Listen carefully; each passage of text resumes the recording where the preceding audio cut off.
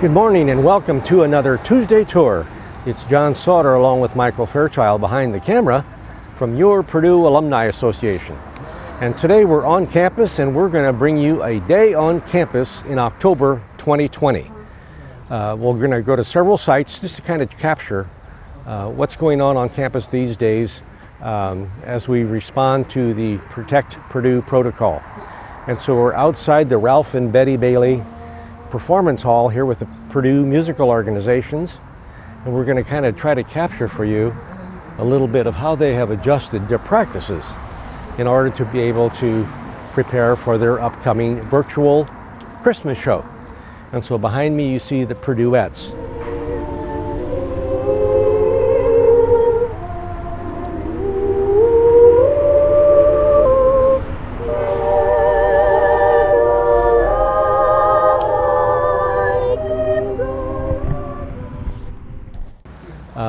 Masks on, shields on, socially distanced, and this is where they're having their practices here several times a week.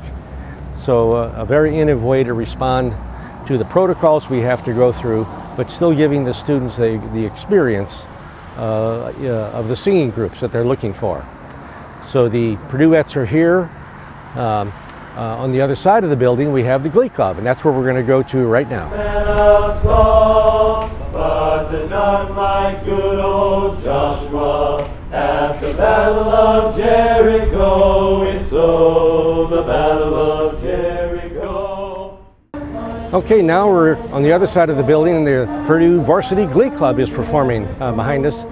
Bill Griffel has just done an excellent job, again, of adjusting to the Purdue protocol and providing the students the experience they need as they get ready for the virtual Christmas show. A reminder, that's Saturday, December the 19th. You'll be able to tune in and see all the performing groups. I understand they actually are going to include a sing-along section, so you won't want to miss that.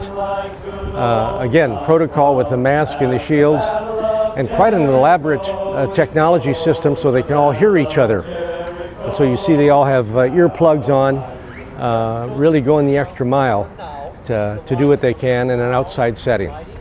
So we hope this gives you a good start, and we're off to our next site.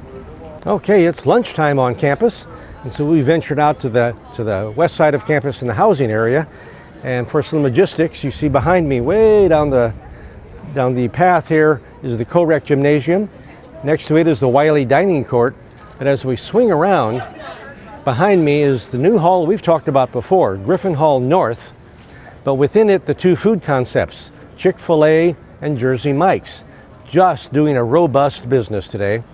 The students, for one meal swipe, get their sandwich and fries and a drink, and so it's a very popular and very convenient location on campus, supplementing what's being served in the dining courts on campus. These are all retail, run by Aramark under their supervision. There's two more over in two other halls, Qdoba and Panera, or in Meredith Hall South, but just a very lovely setting to sit out and have lunch right on campus in kind of a spot you might not recognize. So we thought we'd share that with you today. So we're on to our next site. Okay, we've relocated ourselves, and don't you know, we found one of the 3 piano tents on campus.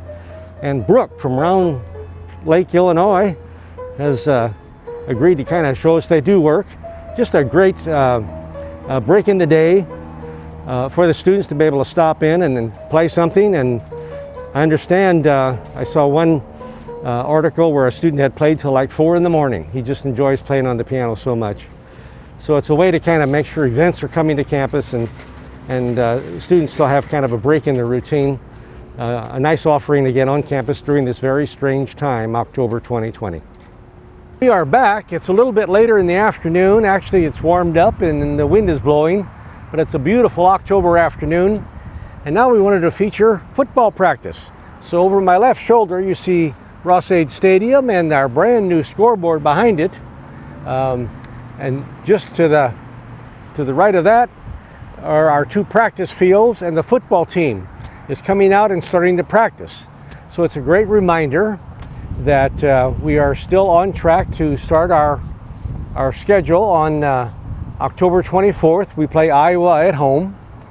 And the teams just this week started wearing shoulder pads and having a little bit of contact during practice. And so we're easing into this whole experience. The game on the 24th, no fans. It's going to be just the families of the players and the coaches. But it's going to be football. And so we're all excited about that and really looking forward to getting back into that short schedule, but nonetheless football schedule. In addition, this area normally is filled with tailgaters. There'll be none of that. It's going to be no tailgating allowed at all and strictly enforced. And so we're going to have to be relying on staying home and watch parties. And so I think our alumni clubs around the country are organizing watch parties for this first game and all future games. So you'll want to tune into your local alumni club and join your fellow Boilermakers and view the games there. But the teams are starting to arrive on the field for practice. We have 2 practice fields. One's artificial, one is real grass. And so eventually they'll be over here on the real grass field. They practice on the type of turf they'll be playing the game the following Saturday. And so they're in Ross-Ade Stadium, real turf. They're going to be over here in the real grass setting. So again, time to get excited for football. And we hope this kind of brings you that reminder. We're off to the next site. We are back to give you another glimpse of some offerings on campus as we talk about October 2020. Interesting view right down here. You can look all the way to the interactive sculpture in front of Hovde Hall. Actually, during homecoming, this has tents on either side. A very active area, and of course, that's not going to be happening this year.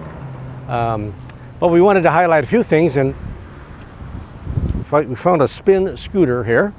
Very popular with the students. This company's out of San Francisco.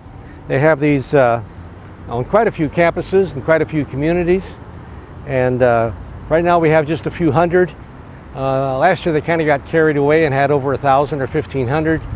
And so now they're a little more controlled with a spin scooter. Lots of fun. There just went one.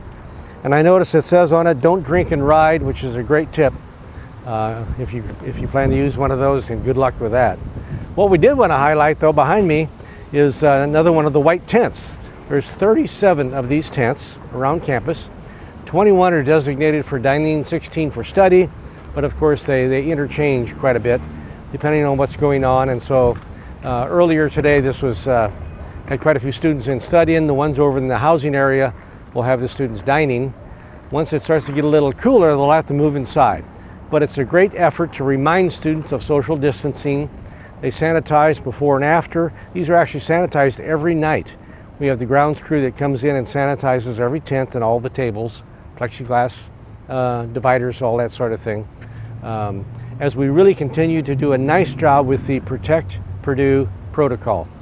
And we're so proud of our students and staff who have kept our count down as low as it can, and compared to other counties in the state with other schools in the state, we're ahead of the game. And so we really have our fingers crossed we can make it to Thanksgiving. And we're located, of course, in front of Armstrong Hall, Neil Armstrong Hall of Engineering, with this particular tent. So, just another offering on campus. We'll see you at our next location. Okay, we are back to our final site. And what better way to finish than being at the marching band practice this afternoon? And so, very interesting approach that Jay Gephardt and his staff have strategically taken. And that is that anybody who tried out this year made the band. There's over 400, I think close to 450 members, because strategically they thought they didn't want to postpone everything this fall to next fall, where they'd have 2 rookie classes coming in. Plus, so many students come really wanting to be a part of the All-American Marching Band. They wanted to continue it with the traditions, the routines, the protocols, all those sorts of things. So they're divided actually into 3 sections, or platoons they're called, practicing separately. Eventually there will be performances. If you go to the band's U2 website, you can see some of those performances. And so today they're kind of walking through the motions, in this particular instance without instruments. In their beautiful practice facility, you saw the towers behind me for doing a lot of their practice. The band is here, Actually, in red tank top, that's our Golden Girl, who's getting her practice in also. The Gold Dusters are over here. They'll be practicing. In the far area field over there is the percussion section. And then the Flag Corps is behind me. So everybody's getting an opportunity to participate, to practice, and try to give as much of the positive experience as they possibly can with our current situation going on. And so, again, a very strategic move by Jay Gephardt and his crew to have an experience available. Actually, it is a class after all, and so this class continues to meet in all kinds of weather, I might point out. But it's, again, their response to the Protect Purdue protocol, and it's one that I think is to be emulated. They've done a great job.